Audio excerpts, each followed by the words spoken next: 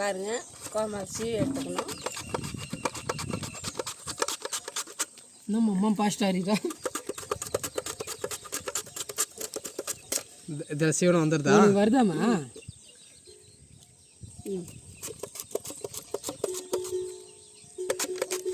இதுமாரி சீவி எடுத்து தண்ணியில் போட்டுக்கணும். இதில் சீவனாலும் நல்லா தான் வருது. நல்லா வரும். மெலுசாக வரும், சாப்பிட்றதுக்கு நல்லா இருக்கும்.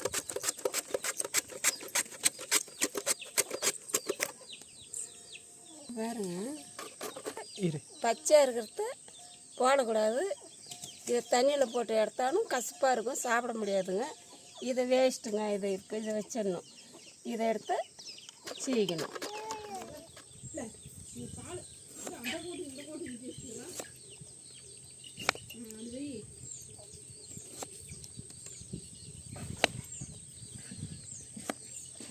பீட்ரூட் சீவில் இல்லைன்னா இந்தமாரி கத்தியில் அரிஞ்சிக்கிங்க. ஏன்னா கத்தியில் அரிஞ்சால் கொஞ்சம் டைம் ஆகும். ஏன்னா டக்குன்னு மெலூஸாக நம்ம வந்து கட் பண்ண முடியாது. இப்போ இதில் போனால் நம்ம டக்கு டக்குன்னு இதில் போனால் சீவிக்கலாம், டைம் ஆகாது, நம்மளுக்கு கொஞ்சம் ஈஸியாக இருக்கும். கத்தியில் அரிஞ்சிக்கலாம். இப்போ பார்த்தீங்கன்னா ஃபுல்லாக அரிஞ்சாச்சு. இப்போ தண்ணியில் நைட்டு ஃபுல்லாக ஊற போட்டுக்கலாம்.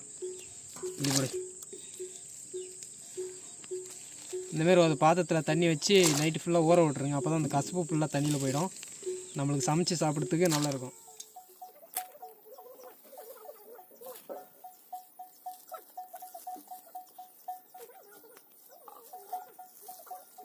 நைட்டில் ஊற போட்டு இதேமாரி காலையில் பிழிஞ்சு எடுத்துக்காங்க.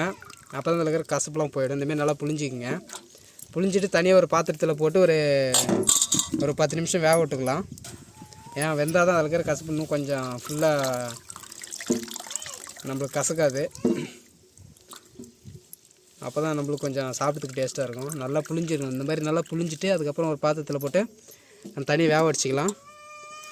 வேக அடிச்சுட்டு அந்த தண்ணி ஃபுல்லாக வடித்து ஊற்றிட்டு நம்ம இது மூங்கில் குருத்து மட்டும் எடுத்துக்கலாம்.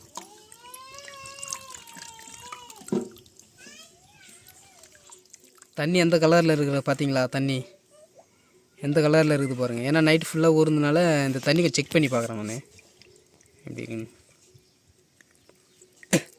சரியான கசப்புங்க. அந்த மூங்கில் குருத்தில் இருக்கிற கசப்புலாம் அந்த தண்ணியில் ஏறிச்சு. இன்னும் கொஞ்சம் வேக வச்சுமா 100% நம்மளுக்கு கசப்பு இல்லாமல் இருக்கும்.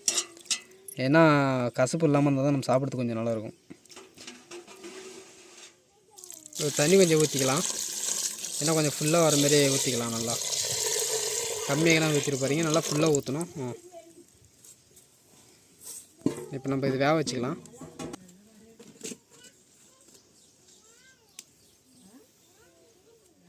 இது நம்ம வேக அடிக்கும் போது லைட்டாக கொஞ்சம் உப்பு கொஞ்சம் போட்டுக்கலாம். ரொம்ப அதிகமாக தேவையில்லை, கொஞ்சம் மீடியமாக போட்டுக்கலாம். ஏன்னா அதிகமாக போட்டால் அதில் உப்பு அதிகமாக உரைக்க ஆரம்பிச்சிடும். நம்மளுக்கு ஒரு மீடியமாக போட்டு மூடி வச்சுக்கலாம். இப்போ பார்த்தீங்கன்னா ஒரு 10 நிமிஷம் வேக விட்டாச்சு. வேக விட்டோடனே எப்படி இருக்குது பாருங்கள். நல்லா வந்துட்டு ஒரு 10 நிமிஷம் இந்தமாரி வெந்தாலே போதும். இப்போ நம்ம தண்ணி தனியாக அடித்து எடுத்துக்கலாம். குருத்து மட்டும் தனியாக எடுத்துக்கலாம். நம்ம இப்போ நம்ம வீட்டில் கறி குழம்பு வைக்கிற மாரியே தான். நம்ம கறி குழம்புக்கு என்னென்ன மசாலா அரைப்போமோ அதே மசாலா தான் இதுலேயும் அரைக்க போகிறோம். நம்ம ஏன்னா கறி குழம்பு வைக்கிற மாதிரி வச்சா தான் நம்மளுக்கு நல்லா டேஸ்ட்டாக இருக்கும். பார்த்தீங்களா மசாலா என்னென்னா கடல கொஞ்சம், கசகசா, அப்புறம் என்னது பட்டை, லவங்கம், சோம்பு, இது மட்டும் தானே? அவ்வளோதானே? பூண்டு ஒரு பூண்டு வச்சியா? ஒரு பூண்டு இவ்வளோ தான். இது நல்லா நம்ம அரைச்சி எடுத்துக்கலாம். இதுதான் மசாலா இதுக்கு.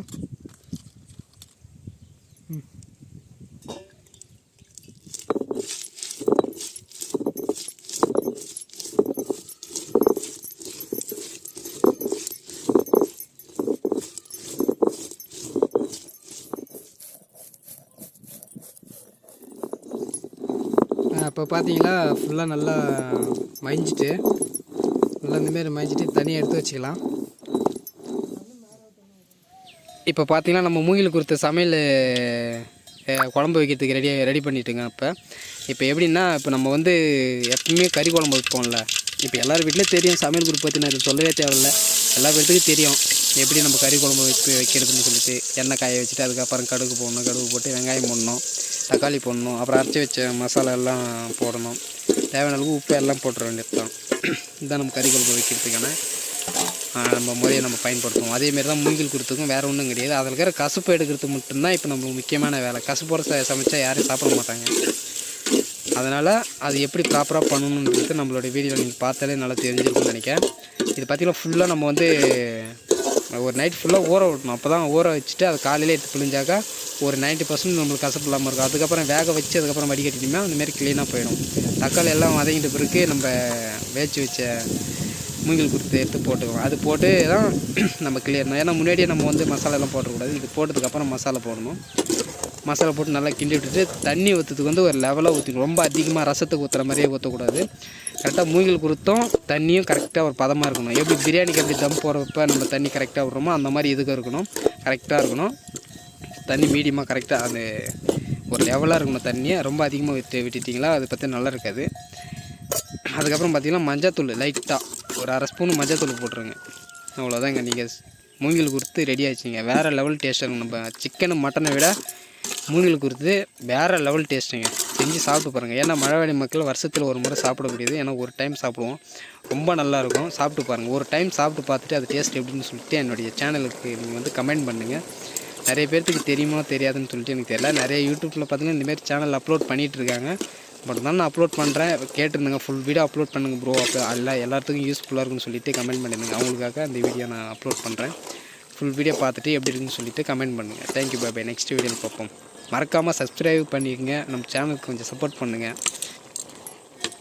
ஏன்னா நான் ஃபுல் வீடியோ அப்லோட் பண்ணலன்னா எனக்கு வந்த கமெண்ட் அந்தமாரி வந்திருந்தது. வீடியோ டிலீட் பண்ணிவிடுங்க ப்ரோ, நான் போலீஸுக்கு சொல்லிவிடுவோம் அப்படி இப்படின்னு சொல்லிட்டு கமெண்ட் வந்திருந்தது.